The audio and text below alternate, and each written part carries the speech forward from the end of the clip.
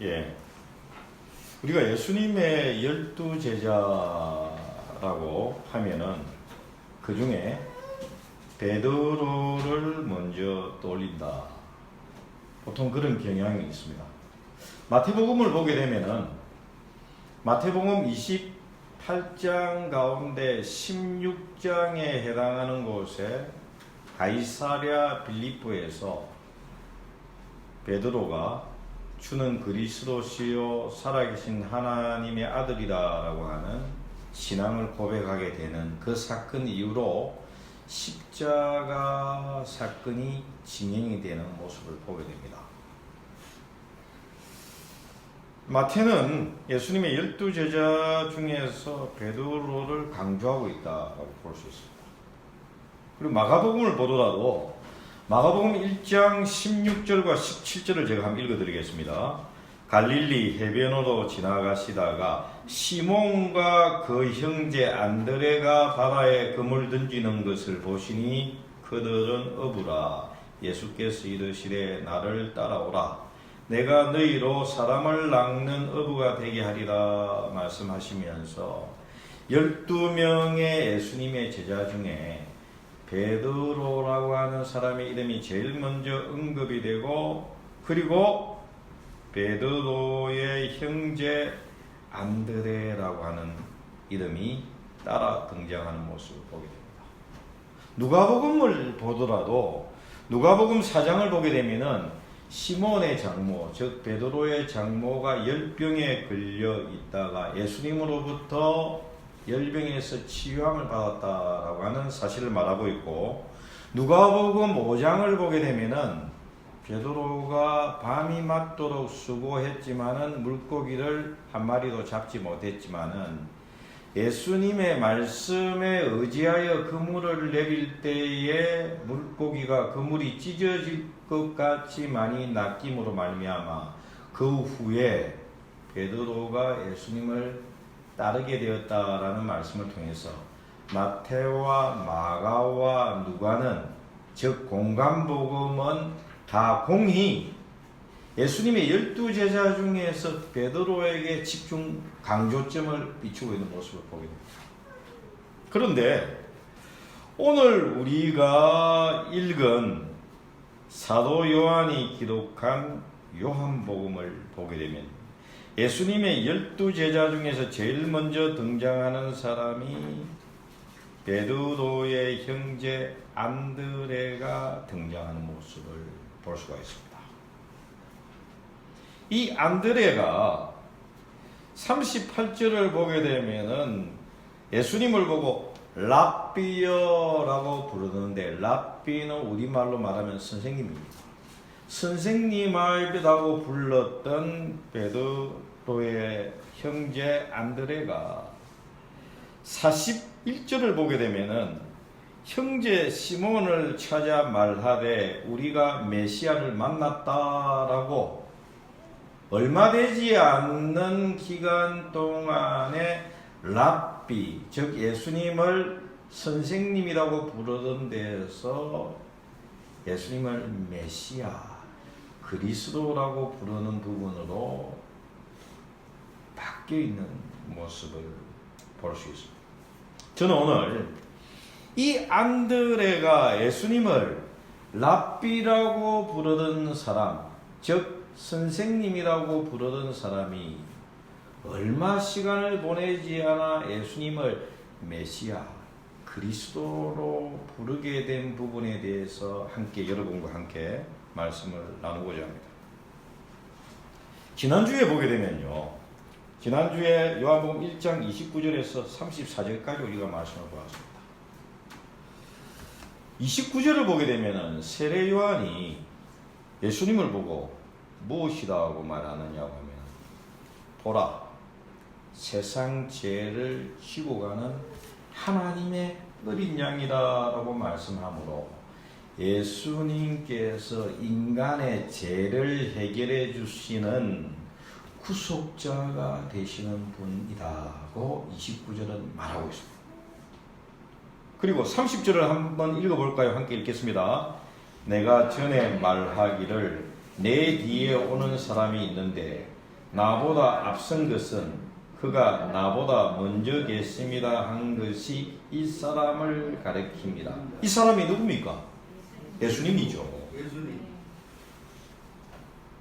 세례 요한이 전에 말하기를 자기 뒤에 오는 사람이 있는데 자기보다 앞선 것은 그 사람이 자기보다 먼저 계십니다라고 한 것이 이 사람 예수를 가리킵니다. 누가복음을 보게 되면요, 예수님보다 세례 요한이 6개월 먼저 태어난 사람입니다. 엘리자벳과 마리아와는 친족 관계에 있었던 것으로 성경은 볼 수가 있습니다. 그러면은 누가 형입니까? 세례 요한이 예수님보다 6개월 먼저 태어났기 때문에 형입니다. 그런데 오늘 30절을 보게 되면은 세례 요한이 내 뒤에 오는 사람 예수는 나보다 앞선 것은 그가 나보다 먼저 계십니다. 이 말은요, 예수님의 신성을 말해주고 있습니다. 요한복음 1장에서 우리가 보았듯이 1장 1, 2절에 태초에 말씀이 계십니다. 이 말씀이 하나님과 함께 계셨으니 이 말씀이 곧 하나님이다. 이 말씀이 곧 예수 그리스도고, 1장 14절에 이 말씀이신 예수님이 육신의 몸을 입고 이 땅에 오셨는데 우리가 그의 영광을 보니 은혜와 진리가 충만한 분이다 말씀하시므로, 물리적으로는 예수님이 세례 요한보다 6개월 뒤에 태어난지 모르지만은 이 예수님은 태초에 하나님과 함께 창조 사역에 관여하신 선재하신 하나님과 동등한 자격을 가지고 있다라고 말씀드릴 수 있습니다. 성부 하나님, 성령 하나님, 성령 하나님, 이 한 분이 위격, 역할은 다르지만은 한 분 하나님이시다라고 하는 것을 우리가 기독교 신앙은 믿고 있는 반대, 30절은 인간 예수가 선지하신 하나님이다라고 하는 것을 강조하고 있습니다. 그리고 33절에 보게 되면은 세례 요한이 이렇게 이야기를 합니다. 나는 물로 세례를 베풀지만은 예수님께서는 성령으로 세례를 베푸실 분이다. 31절도 보더라도 내가 와서 물로 세례를 베푸는 것은 그를 이스라엘에 나타내려 함이라. 그가 누굽니까? 예수입니다. 세례 요한의 세례는 회개케 하는 세례일 뿐만 아니라 31절에 의하면은 예수님을 이스라엘에 나타내려 한다라고 말하고 있고요. 그리고 34절을 함께 읽어보겠습니다. 내가 보고 그가 하나님의 아들이심을 증언하였노라 하니라. 세례 요한은 예수님을 누구라고 이야기합니까? 하나님의 아들이다. 세상 죄를 지고 가는 하나님의 어린 양일 뿐만 아니라 또한 선재하신 신성을 갖고 계신 분일 뿐만 아니라 성령으로 세례를 주실 분일 뿐만 아니라 하나님의 아들이다라고 세례 요한이 사람들에게 예수님을 증거하는 것입니다. 그런 세례 요한이 오늘 본문 35절을 보게 되면은 또 이튿날 요한이 누구와 함께 있었다라고 되어 있습니까? 35절에 자기 제자 몇 사람과 두 사람이 함께 서 있습니다. 그런데 36절을 보면은 예수께서 근이심을 보고, 근이심이라는 표현보다는 요즘 번역을 보니까 지나가시다가 예수께서 지나가심을 보고 세례 요한이 예수님을 보고 말하기를 36절에 예수님을 뭐라고 이야기합니까? 하나님의 어린 양. 29절에 말했던 그 말과 동일하죠. 다시 한번 그 이야기를 하니까 37절에 세례 요한의 두 제자가 세례 요한의 말을 듣고 누구를 따라갑니까? 예수님을 따라가는 것입니다. 세례 요한의 제자 두 사람이 예수님을 따라가는 것은 지극히 당연한 이유는요, 세례 요한이 계속 예수님을 보고 세상 죄를 지고 가는 하나님의 어린 양이다. 그분은 나보다 먼저 계신 분이다. 그분은 성령으로 세례를 주실 분이다. 그분은 하나님의 아들이다라고 강조하다가 또 지나가시는 모습을 보고 보라! 하나님의 어린 용이도다라고 이야기를 하니까 세례 요한을 따르는 두 제자가 스승의 말을 믿고 메시아 대신 예수 그리스도를 따라가는 것입니다.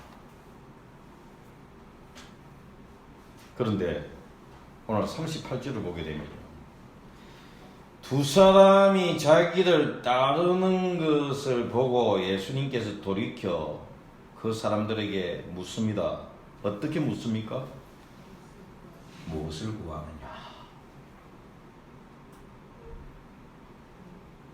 이 질문에 두 제자가, 세례요한의 두 제자가 랍비여 어디 계시오니까? 라고 질문하고 있는 모습을 보게 되는데요. 우리말에는 어디 계시오니까? 라고 말하고 있지만 어디 계시오니까? 라고 하는 말보다는 어디에 머무십니까? 어디에 거하십니까? 헬라어는 메노라고 하는 부분들로 거하다라고 하는 이 단어와 연관이 있다 볼 수 있습니다. 사도 요한은 거하다라고 하는 단어를 굉장히 요한복음에서 귀중하게 보고 있습니다. 요한복음 1장 14절에도 말씀이 육신이 되어 우리 가운데 거하심에 우리가 그 영광을 보니 은혜와 진리가 충만하다. 거하다 이 말은 텐트를 치다 이 말, 텐트를 지고 같이 살다 이 말입니다. 요한복음 8장 말씀을 보게 되면요, 요한복음 8장에서 너희가 진리 안에 거하면은 너희가 내 제자가 될 것이요 진리가 너희를 자유케 하리다. 진리 안에 거하다. 그리고 우리가 거하다라고 하는 부분은 오늘 교동문에서도 함께 봤지만 요한복음 15장에 보게 되면 포도나무 비유가 나옵니다. 예수님께서 나는 포도나무요 너희는 가시니 저가 내 안에 거하면은 과실을 많이 맺는다라고 말하면서 신자의 삶이란 다름이 아니다. 포도나무가 되시는 예수님께 붙어있는 가지와 같은 삶을 살아가는 것이 신자의 삶이다. 지금 애영이도 4살인데 계속 엄마한테 붙어있자. 마음에 좀 안 들으면 해달라고. 어린애는 엄마에 붙어 있을 때 그의 여러 가지 필요들을 다 공급받는 존재입니다. 그와 마찬가지로 신자는 하나님께 붙어 있고 그리스도에게 붙어 있고, 다른 말로 말하면은 하나님과 같이 살고 그리스도와 같이 사는 삶이 신자의 삶이라고 볼 수 있습니다. 랍비 어디 계시옵니까? 예수님 어디 계시옵니까? 어디에 머무십니까? 이 말은 주님, 우리가 주님과 대화하기를 원합니다. 주님께 묻고 지혜를 얻기를 원합니다. 주님과 함께 거하기를 원합니다. 제자라고 하는 부분은요, 스승을 따라다니면서 스승의 가르침을 배우고 그 스승의 가르침을 체화하여 살아내는 사람이라고 볼 수가 있습니다. 이렇게 예수님이 무엇을 구하느냐라고 하는 질문에 제자들이 어디 계십니까? 라고 그렇게 물어볼 때에 39절 예수님께서 말씀하십니다. 함께 봅니다. 예수께서 이르시되 와서 보라. 그러므로 그들이 가서 계신 데를 보고 그날 함께 거하니 때가 10시쯤 되었더라. 어디 계시오니까? 어디 머무십니까? 어디 거하십니까? 라고 하는 두 사람의 질문에 예수님께서 와서 보라 말씀을 하시면서 그 두 사람이 가서 예수님 계신 데를 보고 그날 함께 뭐 했다라고 되어 있습니까? 그했다. 그리고 때가 10시쯤 되었다라고 말하고 있는데 히브리 시간으로 10시라고 하는 부분이고 요즘 우리의 시간으로 이야기하면 오후 4시쯤 되었다라고 말하고 있습니다. 얼마나 오랜 시간이 있었는지는 모릅니다. 밤을 지새웠는지 아니면 몇 시간을 지냈는지 우리가 정확하게 본문을 통해서 알지 못하지만은 한 가지 분명한 것은 예수님이 와서 보라라고 한 그 말을 따라가 예수님이 계신 데를 보고 그날 예수님과 이 두 사람이 함께 그했다 이 말입니다. 그러면서 40절을 보게 되면요. 요한의 말을 듣고, 이 말은 세례 요한의 말을 듣고 예수를 따르는 두 사람 중에 한 사람의 이름이 누구라고요? 안드레다. 시몬 베드로의 형제 안드레라라고 되어 있는데 안드레가 형인지 베드로가 형인지 정확하게 우리는 알 수 없습니다. 형이라고 이야기하고 있지 않습니다. 형제라고 이야기하고 있습니다. 안드레가 세례 요한의 제자 중에 한 사람으로서 예수님을 따라가서 예수님과 함께 거하고 시간을 보내고 난 다음에 41절에 그가 한 행동이 뭡니까? 자기의 형제 시몬 베드로를 찾아 말하기를 뭐라고 고백합니까? 우리가 메시아를 만났다. 그리스도를 만났다.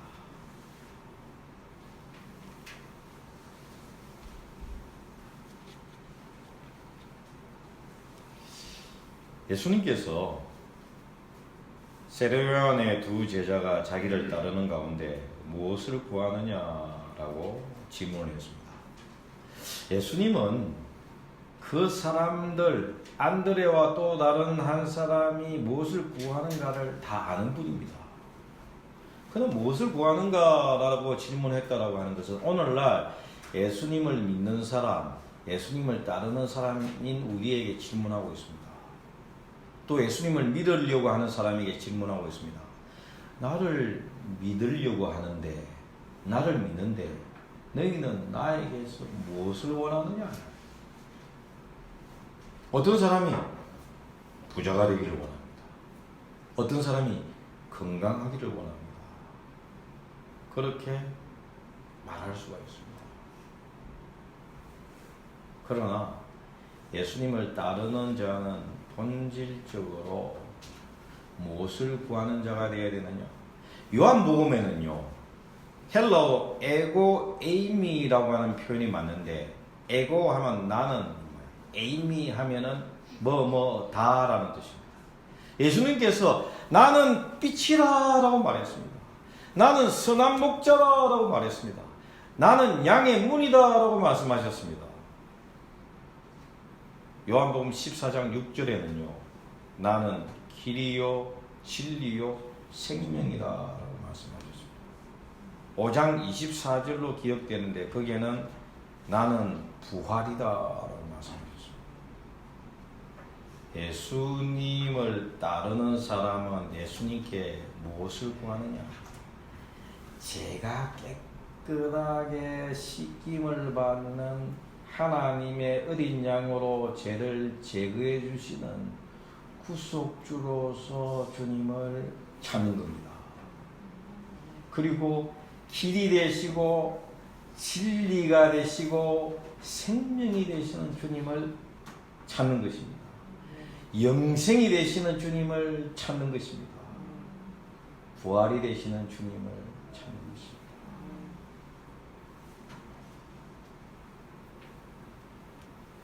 스티브 로손이라고 하는 분께서 제에게 오늘 보내온 이 트위트를 보게 되면 이렇게 이야기하고 있더라고요. 오늘 아침에 읽어보니까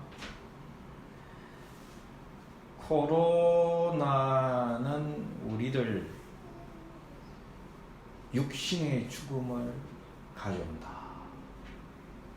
그러나 죄가 해결되지 아니하면 육신의 죽음뿐만 아니라 두 번째 사망인 영벌에 처해지게 된다. 코로나도 무섭지만은 죄 문제를 해결하지 않으면은 육신의 죽음을 가질 뿐만 아니라 영혼의 죽음까지 가져가는 둘째 사망의 권세 아래에 놓이게 된다. 죄 문제를 해결해야 그것이 올바른 것이다 라고 말하고 있는 것을 알 수가 있습니다. 요한복음 6장 54절부터 보게 되면요, 예수님이 이렇게 이야기합니다. 내 살을 먹고 내 피를 마시는 자는 영생을 가졌고 마지막 날에 내가 그를 다시 살리리니 내 살은 참된 양식이요 내 피는 참된 음료로다. 내 살을 먹고 내 피를 마시는 자는 내 안에 거하고 나도 그의 안에 거하나니. 그렇게 이야기하니까 예수님을 따르는 여러 사람이 예수님의 살을 먹고 예수님의 피를 마신다고 도대체 이게 무슨 말씀이냐? 이 말씀은 어렵더라. 누가 들을 수 있느냐라고 하는데 그때부터 예수님을 따르던 사람 중에 많은 사람이 떠나가고 다시 그와 함께 다니지 아니하더라라고 말하고 있습니다.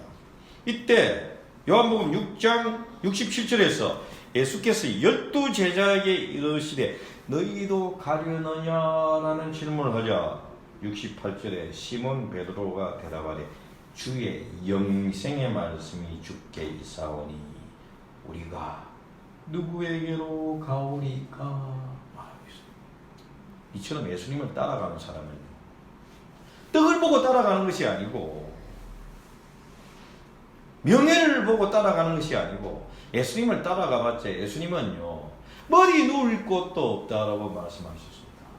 예수님을 따라가는 사람은 제 문제가 해결되고 영생을 얻게 되기 때문입니다.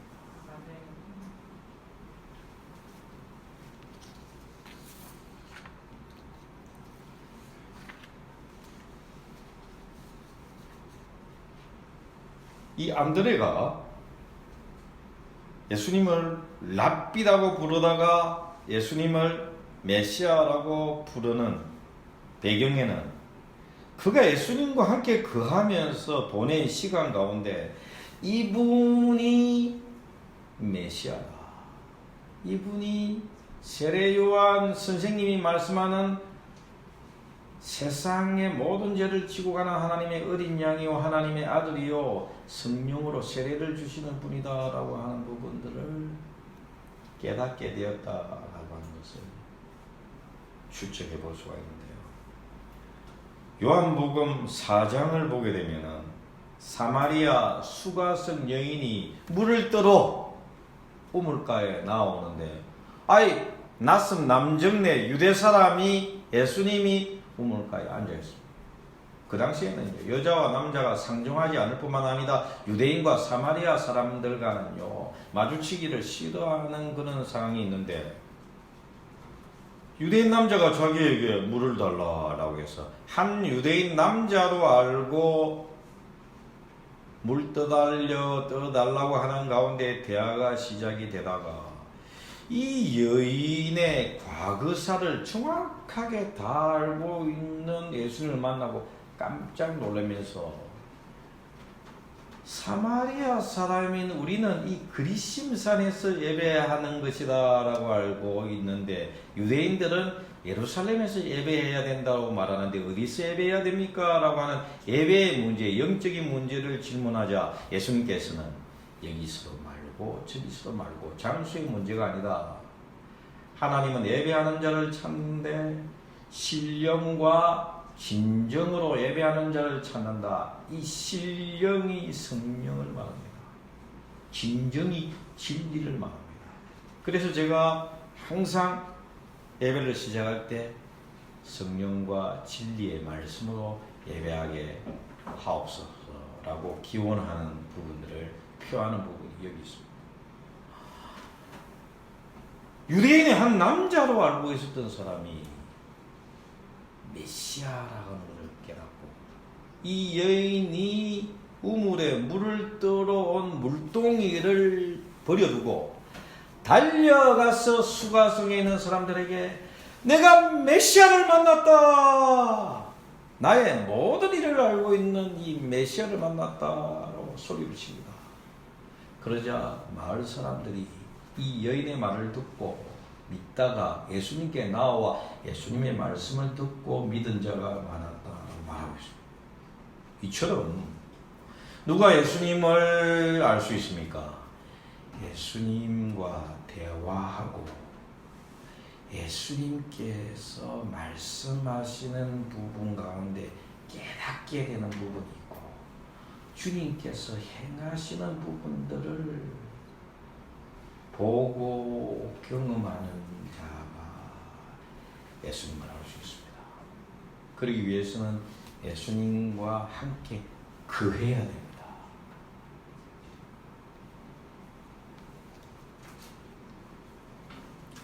예수님을 믿는 신자는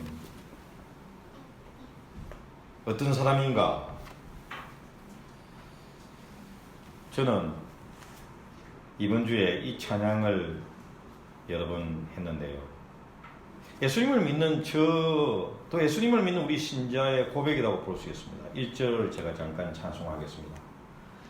내 맘속에 있는 참된 이 평화는 누구도 빼앗을 수 없네. 주는 내 마음의 구주 되시었네. 오, 주 없인 살 수 없네. 오, 주 없인 살 수 없네. 오직 주께만 구원 있네. 주님 없는 세상 평화 없네. 오, 주 없인 살 수 없네. 지금 코로나 상태에 놓여 있지만 제 마음속에는 참된 평화가 있습니다. 아무도 빼앗아갈 수가 없습니다. 정말 주님이 없으면 지금 제 정신으로 살아가기가 힘든 시대를 살고 있습니다. 오늘 새벽에 잠자리에서 일어나 하나님 오늘 무슨 말씀을 주실 것입니까? 라고 생명의 삶 큐티 본문을 여니까 제자들이 예수님이 십자가에 못 박혀 돌아가신 가운데 로마 군병들과 유대인들을 두려워해서 다 숨어서 두려움 가운데 들고 있는데 부활하신 예수 그리스도께서 나타나고 내가 너희에게 평강을 주노라. 내가 너희에게 평강을 주노라 라고 하는 두 구절의 말씀을 보면서 저에게 엄청 위로가 되었습니다. 예수님은 십자가에 못 박혀서 죽고 끝난 것이 아니라 사흘 만에 부활하시고 빈 십자가입니다. 빈 십자가. 지금은 하나님의 보좌 우편에서 통치하고 계시고 그의 영이신 성령님, 우리가 아까 이야기한 대로 예수님께서 성령으로 세례를 주셨다고 말하고 있지 않습니까? 예수님께서 부활하시고 나서 40일 동안 제자들에게 하나님 나라를 말씀하시면서 성천하시고 10일 이후에 예수님의 영인 보혜사 성령님을 믿는 사람들에게 허락해 주셨습니다. 신자는 성령 세례를 받은 사람이요 성령을 모시고 살아가는 사람. 우리가 정말 말씀 앞에 나아가 하나님 말씀하옵소서, 저로 깨닫게 하옵소서라고 저희 마음의 문을 열어주옵소서라고 기도하는 마음으로 성경을 볼 때 성경은 활자가 아니다, 생명이 되어서 우리에게 들어오는 것입니다. 히브리서 4장 12절 하나님의 말씀은 살았고 운동력이 있어 좌우에 어떤 날선 검보라 더 예리하여 우리의 콩과 골수를 찔러 쪼갠다 말씀합니다. 저는 어젯밤에도 11시부터 11시 한 50분까지 찬양을 계속 듣는데 다윗과 요나단 두 사람이 찬양하는 그 회복에 대한 찬양과 하나님 비록 우리가 죄를 범하였지만 우리를 긍휼히 여기소서라고 하는 찬양을 들으면서 하나님 우리가 범죄하였지만 긍휼히 여기소서 이 코로나를 빨리 종식시켜 주옵소서라고 기도하는 가운데 회복과 신실하신 하나님에 대한 그 찬양을 들을 때에 눈에 보이지 않지만 성령께서 우리에게 위로하시고 격려하시고 힘을 주는 것을 느꼈습니다.